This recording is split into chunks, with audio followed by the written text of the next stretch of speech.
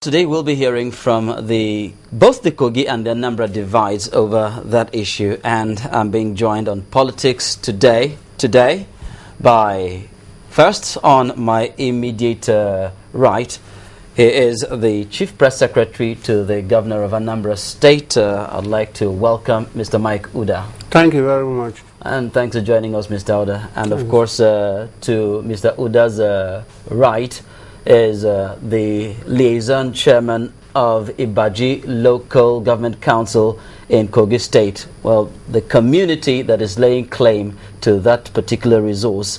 Mr. David Ogu, thanks so much for joining us on Politics today. Thank you very much.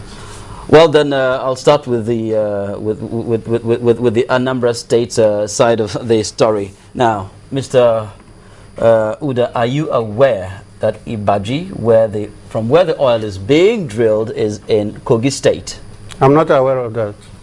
Interesting, because when they were protesting, they said that Ibaji local government area in Kogi State, in Igala land, and of course where the oil is being drilled, is part of Kogi State. So are you trying to tell me that Ibaji local government area, the area where the oil is being drilled, is in Anambra State?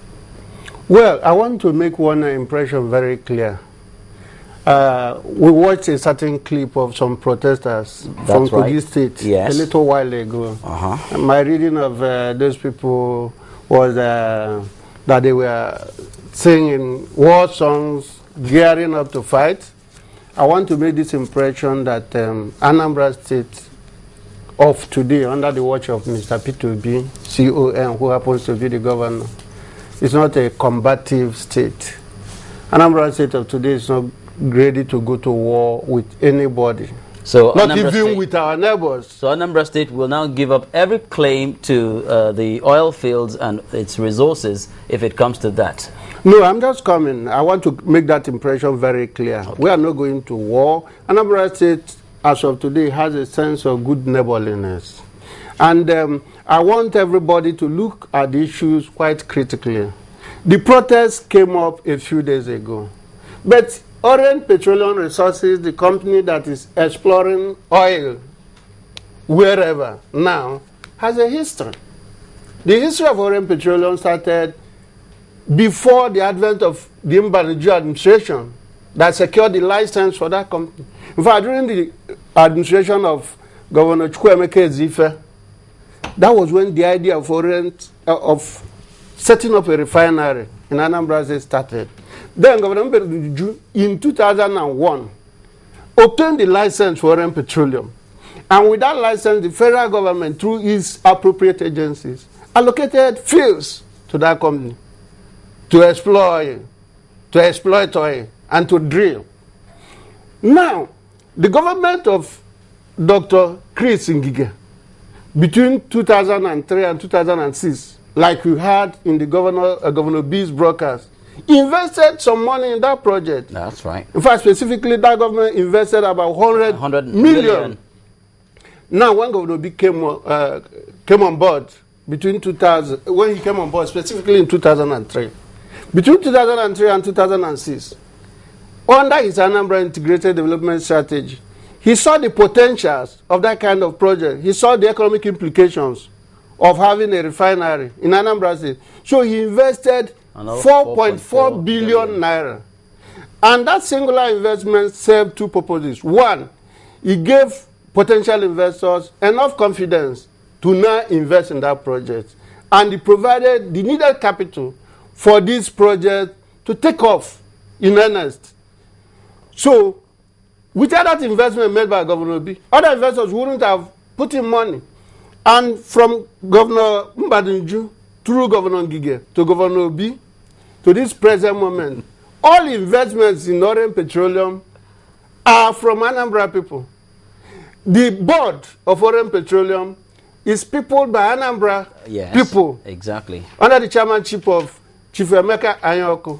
Yes. And Governor B has worked assiduously and invited Mr. President to come and commission this project. And Mr. President you don't invite Mr. President over the telephone okay, in a moment. Personally.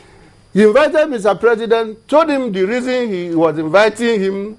Mr. President came to commission that project and also other projects. And then Mr. President's advance team came as was in tune with protocol.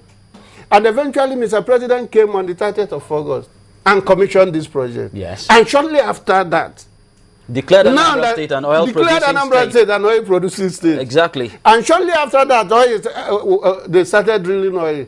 And all of a sudden, we are getting agitations from people. The Ms. Idi who spoke said the Kogi State government wrote to the federal government in March of this year. Okay. So if you look at all of this, you find out that thus far, everything about that oil is about Anambra. Anambra State Marquis is not saying that oil may not be in Kogi. Anambra State is not saying that oil may not be found in other parts of the country. In fact, if anything, Anambra State will be very happy that oil will be found in every community in Nigeria, because we know that will make for a greater Nigeria, economically speaking. But what we are saying is that you don't come and claim what you have not invested in. All right, you've made your point there. Now, let me put this question to Mr. Ogu. Anambra State is not denying the fact that there may be oil in Kogi State. Anambra State is saying that we are the ones who have invested money in this venture. Well, Mr. Uda also said that Orient Petroleum, who are exploring the oil in that area, so to say, is an Anambra concern, Anambra indigens and all that. So is your grievance based on the fact that those who are investing in that resource are not part of Kogi State in terms of state of origin? I want to thank you. Thank you very much. It is interesting that we are here. Our position in Kogi is not that of, we are not on the defense. We are only being assertive of what belongs to us. I am going to talk from the perspective of someone who knows and has felt and is part of the process. And this is clearly about it. First of all, I want to get Anambra to understand. Their points are clear. They want to benefit from their investment. They have not stated anything that lays claim to ownership of the point where the well is being drilled from. I have a brochure from Orient Petroleum Resources that states clearly that the point at the early production lease site in Otuocha, Agulerotu, wherever, the well is at least 10 kilometers away from there, behind my backyard in Kogi, in Odeke community. These are clear situations, and we are glad that Mike agrees that Kogi has oil. It is not contentious. No, I didn't say so. I said oil could be there. Okay, fine. I had allowed you to make your point. No, but I wouldn't want you to put words into my mouth. Let me get it Go clear on. to you. Okay. We will be clear about this. And I'm not going to talk about investment. I'm going to talk about ownership. Ownership. It belongs to us. If Anambra State invested billions of naira, it is purely business. The tenant, no matter how much investment he puts into somebody's property, does not become landlord. That is the truth about that one. And this must be clear. Let me get back to an early position so that we don't put situations out of control. You did not get the post. You would have read the posters of the protesters. They were not chanting war songs at all. They were simply saying, give back to what belongs to us. Protesters were not chanting. And we would put it clear to you. Orient Petroleum Resources have written to the governor of Kogi State asking for a liaison officer. Their letters are here. I've come to studio with documents that you will need to go through. They requested the Kogi State government as part of a partnership and as a key stakeholder to appoint a liaison officer. And a very senior director in Kogi State has been appointed liaison officer and has been introduced to Orient so that we can have good relationship within the communities where the oil is. That had kept the peace. Young people are going on. Community members are participating in the activities of this event all along. It is on record too that all activities of Orient Petroleum Resources to date, until crude is being extracted to the bank of the Anambra River, took place completely on the soil of Kogi State.